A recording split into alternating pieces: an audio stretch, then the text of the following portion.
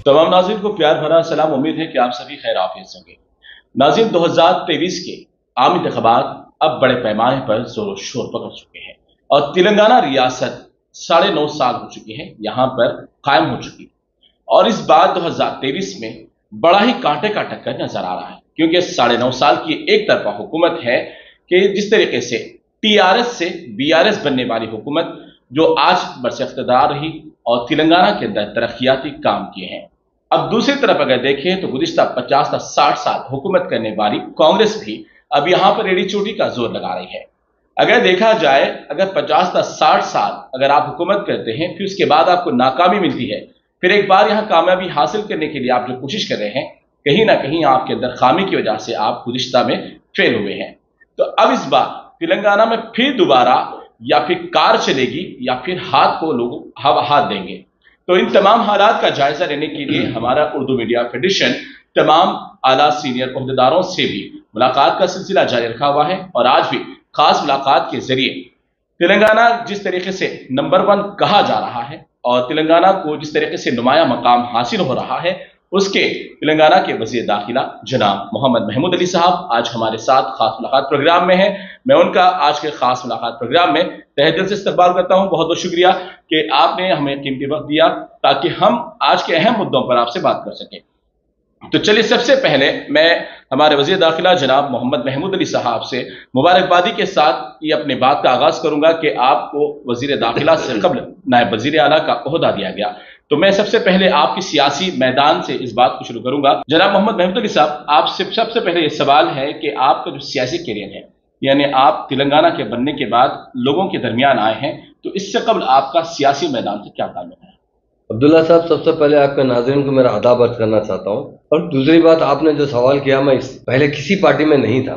2001 में तेलंगाना पार्टी कायम हुई, उससे पहले केसीआर साहब ने अपने ओहदे को इस्तीफा दिया था। वो मिनिस्टर थे, ट्रांसपोर्ट मिनिस्टर थे, डिप्टी स्पीकर थे। वो फिर से तेलंगाना तहरीक शुरू करने की बात की थी।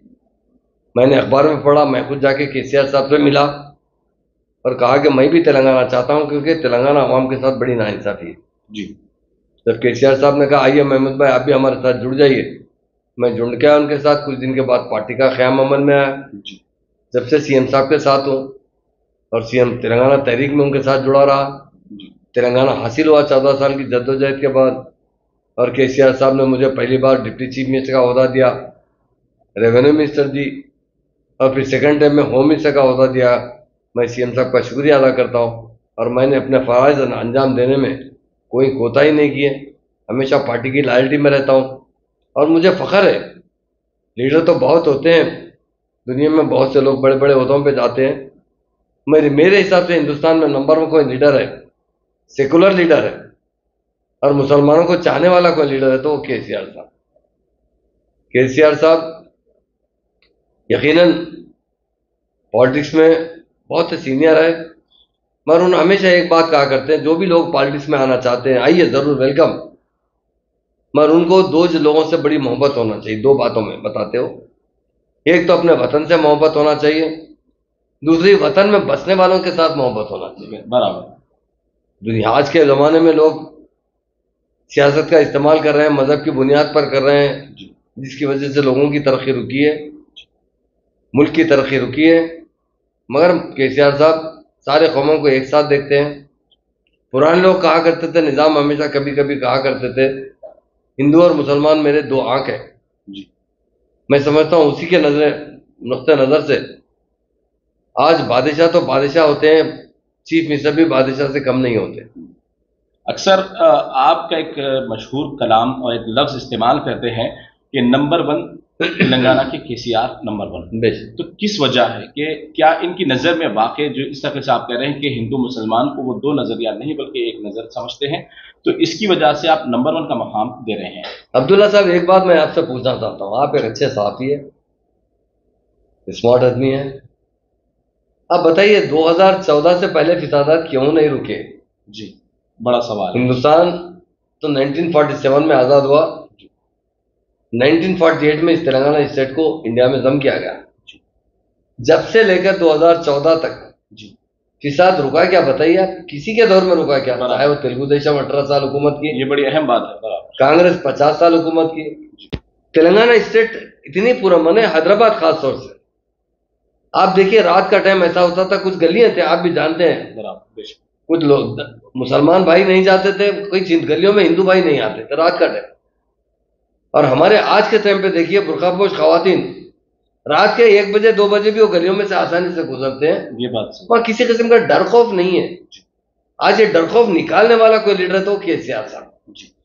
जिस तरीके से, चलिए, बहुत ये बात अहम है कि 2014 के बाद से अब तक कोई फिसादात नहीं हुए, ये तो हम भी मानते हैं, क्योंकि जब कोई रियासत के अंदर कोई हिंदू मुस्लिम का जब फिसाद छिड़ता है तो अमीर रह ही जाते हैं, उनकी और भी मजीद तरक्की चलती है, लेकिन एक गरीब अफराद, एक शख्स के ऊपर बहुत बड़ा इसका वजन पड़ता है। 6 माह वो पीछे हो जाता है, 1 साल पीछे हो जाता है। यहाँ केसीआर साहब के लिए ये बात वाकई बहुत अच्छी है कि इन्होंने यहाँ पर अपना जो वायलेंस होने वाले वाकयात है, कर्फ्यू वगैरह जैसे मामलात को बहुत ही अच्छा रखा। अब आपको लेकर एक सवाल करते हैं, जब से आपको होम मिनिस्ट्री का भी एक ओहदा दिया गया, और बड़ी अच्छी बात है कि केसीआर साहब कैबिनेट में एक मुसलमान को एक अच्छे ओहदे पर फायज किया, तो क्या जब से आपको होम मिनिस्ट्री का जो ओहदा दिया गया तब से आपने मुसलमानों का क्या फायदा किया? देखिए साहब, इसमें हिंदू और मुसलमान नहीं होते लैंड ऑर्डर में। जी। लैंड ऑर्डर एक ऐसा सब्जेक्ट है जिसके अंदर बिला मजहब मिल्लत इंसाफ देना पड़ता है। जी।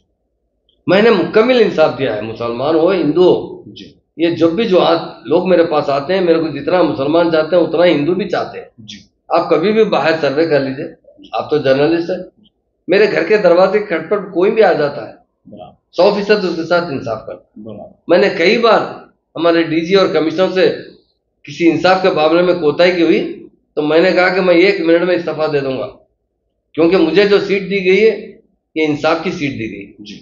मेरा काम है इंसाफ दिलाना। जो मासूम लोग आते हैं, मजलूम लोग आते हैं, उनकी मदद करना मेरा फर्ज है। मैंने पूरा 5 साल के अंदर मुकम्मल तरीके से केसीआर साहब ने मुझे जो ओहदा दिया गया उसे इंसाफ के लिए इस्तेमाल किया, और केसीआर साहब के जो तवक्कुआत थे अमन के, उसे पूरा का पूरा करने की कोशिश की। और ये डेफिनेट आज तेलंगाना स्टेट यकीनन इंडिया में नंबर 1 स्टेट है अमन के लिए। मैं नहीं कह रहा हूँ, आप जाके पूरे जो अदर स्टेट के लोग जो मेरे पास आते हैं, जब घूमने के बाद मुझसे मिलते हैं, मिलके कहते हैं कि होम मिनिस्टर साहब हम आके यहाँ 4 दिन हुआ है, गुजरात से कुछ लोग आए थे परसों, वो कह रहे थे कि हम देखने के बाद बड़ा ताजुब हुआ, हम शमशाबाद जा रहे थे तो लोग मोटरसाइकिल पे अपनी बीवी को बिठा कर आ रहे थे, उसके गले में 10 तोले 15 तोले सोना था। अरे हमारे पास तो हाथ में अंगूठी बेच के औरत बाहर नहीं जा सकती रात का टाइम, गुजरात के इलाके में, हाँ, जहाँ पर हमारे प्राइम मिनिस्टर का इलाका है। तो उन लोगों ने कहा कि यहाँ पर इतना अमन है तो डेफिनेट पूरे हिंदुस्तान में सबसे कहीं अमन है तो हमारे स्टेट के अंदर है, क्योंकि हमारे सीएम साहब बहुत स्ट्रिक्ट है। लेकिन मेरा जो सवाल इसके अंदर ये था, मुसलमान यानी आपको जो पर्टिकुलरली मुसलमान होने के नाते ये ओहदा दिया गया, तो इसमें एक सवाल ये बनता है कि बहुत सारे मुसलमान भी आपकी एक सूरत होने की वजह से अपने अपने यानी ओहदे हासिल करने के लिए आपके सामने बिल पेश किए, यानी रिप्रेजेंट हुए, दरख्वास्तें दी कि ताकि वो भी पुलिस के महकमे में शामिल हो सके।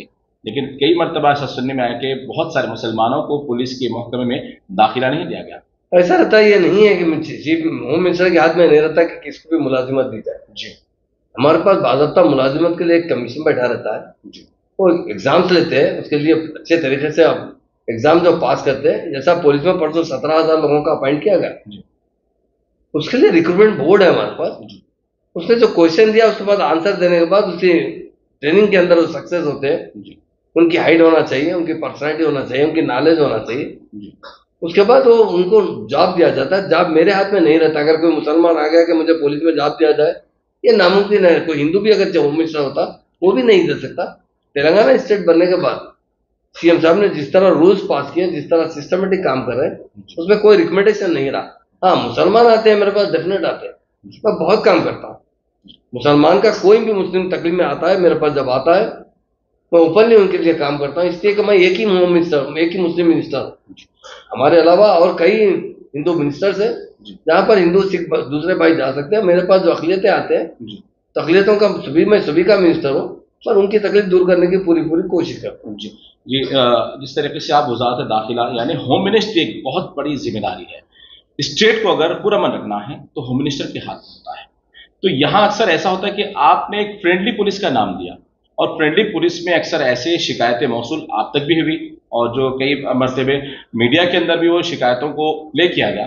तो वो शिकायतें ये हैं कि थोड़ा सा नजरियात जो है पुलिस के फ्रेंडली पुलिस नहीं है बल्कि गुंडागर्दी के लिहाज से वो चलती है। इस बार आपसे कई मरतबा तयक्कुन की भी बात आई थी, लेकिन इस मामले पे कई कत्ल गारतगिरी के मामला भी पेश आए हैं। काफी आपने संभाला, बहुत अच्छी बात है, लेकिन कई ऐसी जहनीत वाले अफराद हैं जो पुलिस स्टेशन के अंदर मुसलमानों के साथ, खास तौर पर इसलिए मुसलमान का नाम ले रहा हूं क्योंकि एक आपका वजारत जुड़ा हुआ है, इसीलिए तो उनके ताल्लुक से आप क्या कहेंगे इस बारे में?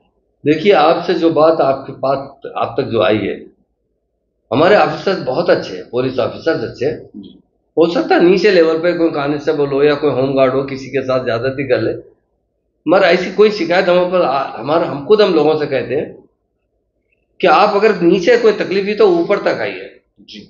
और हमारे जो पुलिस डिपार्टमेंट के जो आईपीएस ऑफिसर्स हैं उनका रवैया बहुत अच्छा होता है। फ्रेंडली पुलिस की जो बात कर रहे हैं जी, पहले की गवर्नमेंट भी कई पुलिस डिपार्टमेंट, मैत्री डिपार्टमेंट, ये डिपार्टमेंट में मदद देते थे, मगर पुलिस फ्रेंडली होने के बाद साथ ही साथ हमने जितना पीटीएट बुक करके लोगों को, गुंडों को अंदर डाला है, अंदाजा नहीं कर सकते आप इतने लोगों को अंदर डाला है। ऐसा फ्रेंडली किसके साथ है?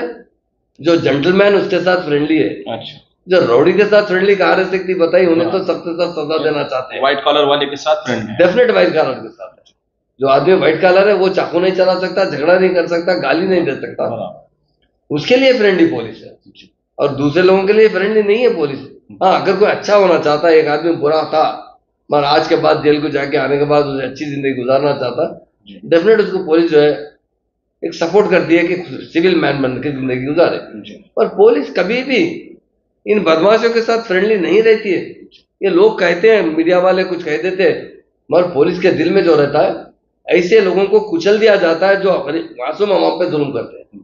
एक अहम सवाल, कल एक पेपर में एक बहुत बड़ा मसला उठाया गया कि केसीआर आने वाले वक्त में जब इक़्तिदार में आ जाएंगे तो दीनी मदारिस को अभी से नोटिस जारी कर दी गई और आने वाले वक्त 2024 में आज़ान की पाबंदी भी लगाई जाएगी। तो क्या यह हकीकत है या ऐसी कोई जिम्मेदारी आप ले सकते हैं? साहब, ये मैं आपसे पूछता हूँ अब्दुल्ला साहब, ये इस बात मुमकिन हो सकती क्या? मैं आपसे एक बात बताता हूँ, आज की नहीं बताता हूँ, 20 साल पुरानी बात बताता हूँ जी। जब केसीआर साहब मूवमेंट में काम करते थे, मूवमेंट चलाते थे, हमेशा अपनी तकरीर में एक बात कहा करते थे कि हमारे घर में एक रूम हुआ करता था।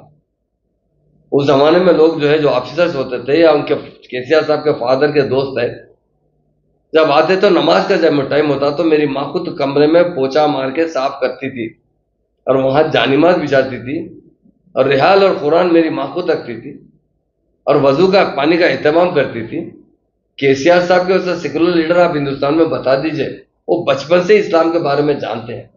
और ये जो अफवाह है, ये जो दीनी मदारिस के मामले में जो नोटिस की बात आई है, वो एक सर्वे नोटिस है, वो हमारे से नहीं है। चाइल्ड वेलफेयर डिपार्टमेंट, वो सेंट्रल गवर्नमेंट वाले उनसे फिगर्स मांगते रहते हैं। और मैं आपके जरिए बताना चाहता हूँ, दीनी मदारिस के जितने जिम्मेदार लोगों को किसी को घबराने की जरूरत नहीं। ये एक इंसान का सर के अंदर बाल होता ना, बाल का थिकनेस कितना रहता नहीं के बराबर, उतना भी डरने की जरूरत नहीं। वो दीनी मदारिस की हिफाजत हम करेंगे। इमाम और मौलाना साहब को हदिया कौन दे रहे हैं बताइए? केसीआर साहब दे रहे हैं। और उसमें बढ़ाया गया, कल केसीआर साहब ने ऐलान किया हम 10-10 हज़ार रुपए करेंगे। जो लोग दीन में काम करने वाले लोग हैं, मैं एक बात बताता हूँ अब्दुल्ला साहब, जब मैं जाता हूँ तो माइनॉरिटी इशू पे सीएम साहब से बात करता हूँ। जब इमाम मौजन की बात आई थी, मैं सीएम साहब से जिक्र किया, साहब के इमाम मौजन हजरात बहुत परेशान रहते हैं साहब। अपन 14 साल मूवमेंट में, मैं कम से कम 14 साल में 14 मरतबा आज हाउस पे धरना दिया हूँ, इमाम और मौजन हजरात को कुछ हदिया मुकर्रर किया जाए। मगर कांग्रेस बहरी और गूंगी थी, कभी नहीं सुना। मैं कहता था कि एक बार तेलंगाना बने तो हम पावर में आएंगे तो जरूर करेंगे। जब मैं केसीआर साहब से जाके जिक्र किया तो केसीआर साहब ने क्या कहा सुन लीजिए। उन्होंने, महमूद भाई, जिस सरजमीन पे खुदा की इबादत होती है, यकीनन महज कई मतलब मुश्किल हालात से भी हम नजात हासिल करते हैं। ये केसीआर साहब का नजरिया है। बड़ी बात है कि ये हमारे इमाम और मौजूद हमारे लिए हमेशा दुआ करते रहते हैं। इस सरजमीन पे 5 बार सिजदा टेकते हैं, सर टेकते हैं और दुआ करते हैं कि स्टेट में अमन हो, कायम हो, यहाँ पे तरक्की हो। 100% को हदिया देना चाहिए। आप कल से ही सर्कुलर जारी कर देंगे, 10,000 इमाम मौजूद को 5,000 दे देगा, बाद में 7,000 लोग पेंडिंग थे, उन्हें भी। लेकिन इसकी भी शिकायतें हैं, 6-6 माह उसके तनख्वाह रोकी जा रही है। डेफिनेट दो चीजें हैं अब्दुल्ला साहब, हमारे पास प्रिंटिंग प्रेस नहीं है। ओके। निजाम के जमाने में टंकसाल था, यहाँ पे नोट छपते थे, ये सेंट्रल गवर्नमेंट नोट छपते हैं, हमारे पास तो नहीं। जीएसटी जो आता है पहले सेंट्रल गवर्नमेंट को जाता है जी, उसके बाद हमारे पास वापिस आता है 50%। काफी जमाने से हमारी और सेंट्रल गवर्नमेंट की बहुत ज्यादा झगड़ा चल रहा है, आप भी जानते हैं। हम पर वक्त पे पैसे नहीं आ रहे, जिसकी वजह से थोड़ी देरी हो रही है, हम उनकी माजरत भी चाहते हैं। मगर जरूर जब जब मौका आया, लोगों ने मुझे खुशी का भी इजहार किया, साहब अच्छा करे साहब, रमजान की ईद को देते रहे, बकरीद को देते रहे, जब भी मुश्किल के टाइम पे अच्छी रकम मिल जा रही, महीने को महीना दिए तो खर्चा उठाते, कैसा भी तंगी में चलाते, मगर जब ईद आती है तो पैसे आप क्लियर कर देते।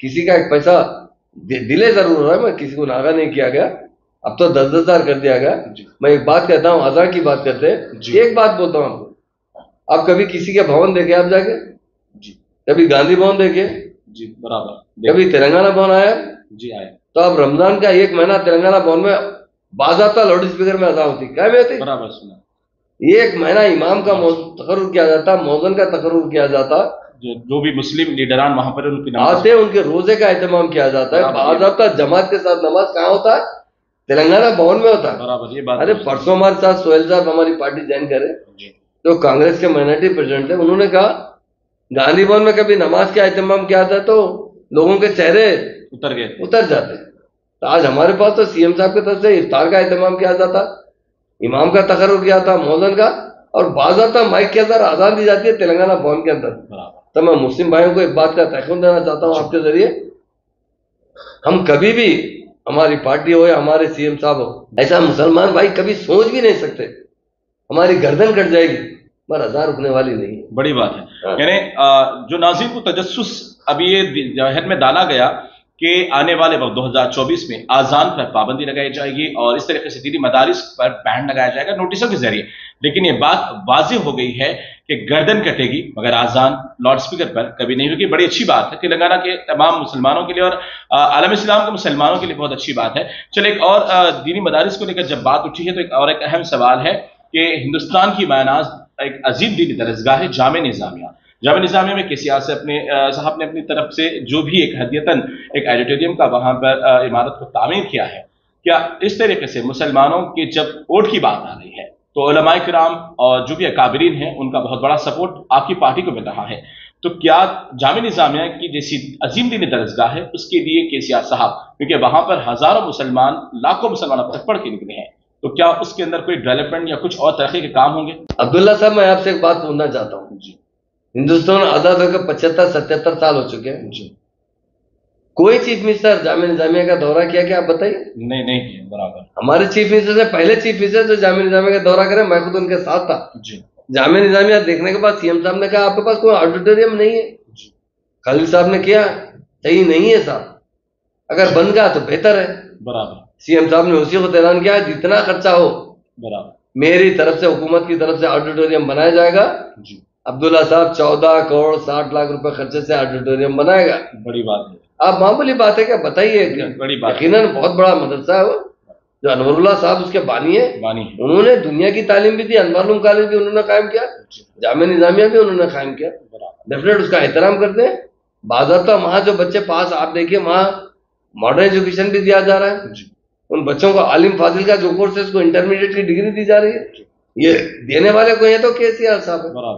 तो डेफिनेट मैं आपसे बताता हूँ, हम उलमाओं का बड़ा एहतराम करते हैं, हम तो मामूली इंसान हैं, उनके जो पाँव में चप्पल के नीचे जो धूल रहती ना उसके बराबर है हम आज आपके सामने नहीं कह रहे हैं। जब मुझे नरगुंडे में रात का मुकाबला हुआ जी, खारी हजरात आए थे पूरे हिंदुस्तान के जी, मैंने कहा अब वो अहम शख्सियतें हैं जो कुरान को अपने दिल में रखते हैं। बड़ी बात। एक बार का वाक़या सुनाता हूँ आपको।